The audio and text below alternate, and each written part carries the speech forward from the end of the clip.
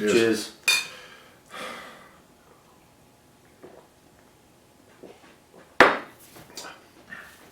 Are we starting now? Yeah, we might as well. Because, well, we've got nothing else to do. Right, so this is... Hi! Hi, this is Blind Beer Review. Let's call it that Let's for call now. it that for now. Until something more catchy comes along. You want to come in a bit? Yeah, I do. So basically the idea It should be is less tall. one of us, alternating, will bring in a blind beer, and we have them here, unknown by the other person, which today is me.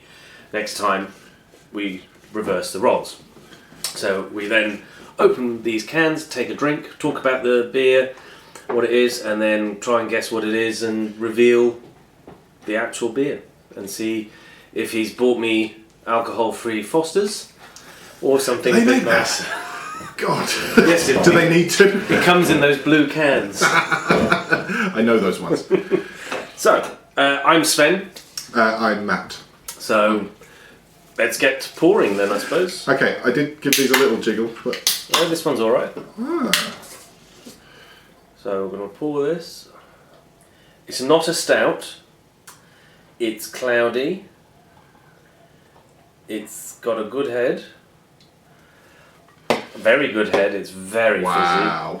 fizzy. Look at that. I used to run pubs. Oh. It's not as fruity as I thought it would be.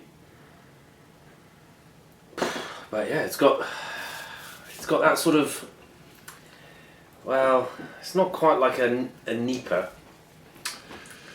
A Nipa, a New England New pale England. ale. Yeah.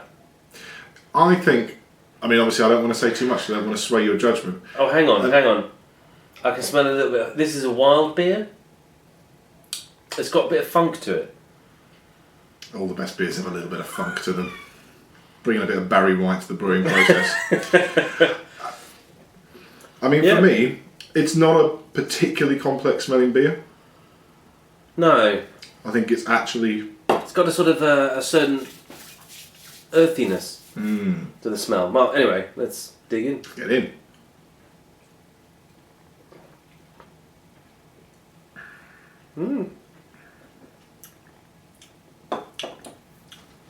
Really bitter. There's a big bitter finish. Oh going yeah, on. yeah. At first, God, what did it taste like at first?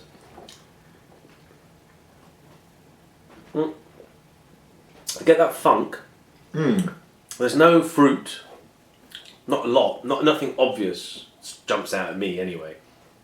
But yeah, once you've swallowed that, it's like grapefruit pith kind of stuff. There's no grapefruit flavour as such, but it has got The bitterness is that there. bitterness grapefruit. there. Yeah, definitely. I think there's like a resinous thing going on as well.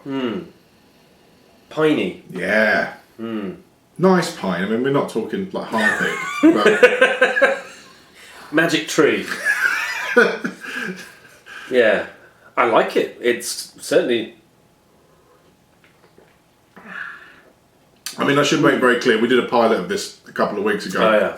And had a horribly off beer, which we were trying to seriously taste and working out why it was so horrible. It was a coffee stout, which smelt okay, but shortly after tasting it, we kind of realised... Well, we didn't realise until afterwards where we checked online, but it was horribly sour. So we kind of expected that it must have gone off. But this is... It's definitely not off. It's definitely not... I think it's a really drinkable There's a beer. little sort of tropical fruit now that the head's sort of gone down a bit. Yeah, I think the head was hiding something. And it's a bit like, for me, when I drink a lot of Beavertown beers, and sometimes the head gets so pronounced on those beers, it actually it traps the aromas instead of kind of releasing them for you. Sometimes you've got to wait for it to calm down a little bit. I reckon it's about 5 and something %, probably. Well, You might get something right. That's that's quite accurate. shall we go and find out what it is then? So, I mean, I already know. But you know, I don't. So, da-da-da-da-da-da. Beautiful artwork. Look at those graphics on that tin. I can't get into my tin. Look at that. So, I feel a bit... for Sven's benefit, This is a can of Cloudwater DDH Pale Enigma. Water. Eukanot. I kind of want to say 5.5%. Octanol. Yeah, you're right on that. Double dry hop pale and is backed up by what's Eukanot? It's a hop that I'd never heard of. Oh, sorry, internet, I am ignorant. Yeah, so am I. I've never heard of it. But yeah, flaked oats and wheat, that kind of explains that mistiness. Yeah, I mean, I hope I'm not sort of teaching the grandma how to suck eggs too much. Cloudwater are a brewery. They're very new. They're only 2015, I think they established themselves. And they just chuck everything at beers to make them really interesting. I mean, you look at the different things in this and they list everything really meticulously. It's 4 or 5 different malts in there, 3 different aroma hops, a couple of bittering hops, really complex yeast strains they use. So that's Enigma, Eukanot and Simcoe hops, Golden Promise malt, flaked oats, dextrin malt and wheat malt. The bittering hops are Pilgrim Alpha and CO2 extract. And then there's New England Lallemand yeast. New England. I was, the words came out at some point. I mean, it doesn't say it on the can, unless my eyes are working, but I mean, I would call this an APA. Yeah. It's also really refreshing. Like, it's hot summer's day like today. Would be absolutely lethal. Yeah, because... Because it's getting easier to drink as it goes down the can. I mean, the first taste, I have had one can of this before. It is quite aggressively bitter. But actually, as your palate becomes used to it, or perhaps it settles down out of the can, really quite smooth, and that yeast is doing a really good job. Making it complex, but really drinkable. Right. It's not a big sort of tropical slap around the face, and it's not that piney, actually. It's actually quite balanced. I really like this. I mean, this was my choice. Well, it does say on here that the Enigma hops is 16 grams per litre. Is that a lot? Yes. So if I make a 20 litre batch, that would be 200 something or other. 320 grams. I normally use, and that's just one of the hops, and then it's backed up by the other hops. So yeah, it's a fair bit, and it's nice because it's not, you don't get that pungent over hopped nut-like stuff. Ooh, nice burps. It's always going to be funny. I mean, I'm quite impressed with this, to be honest. I do really like it, but I just think to get a beer with this much complexity and not have it up at about 7% and actually be really drinkable is pretty impressive stuff.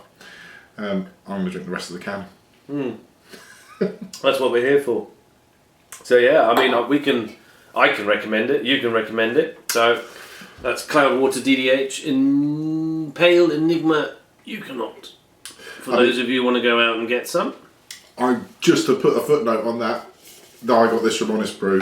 They haven't got any left. I think it's going to be a trip to the local bottle shop if you're lucky enough to be near one. Well, wait until they do another one. Keep an eye on them. They're always bringing out interesting new things. They're a great brewery, really good to watch. And infamous for having the most expensive pint in the country last year. £13.40 at the Raking Borough Market, apparently. Not on my round. But it was 9-point-something%, and if you actually want a pint of that, then... Yeah, but wine isn't even that expensive. Yeah, but some wines were rubbish. Yeah, that's true. Have a beer. Anyway, well, subscribe if you want to watch the further episodes. We're going to be doing about one every 2 weeks, I reckon. Or roughly on that schedule, see how things go. And then next week, I'll be choosing the beer. Hopefully it won't be off like the last one was. Don't go from Tesco again. Make an effort. Ooh, I saw some good ones in Sainsbury's. Anyway, cheers.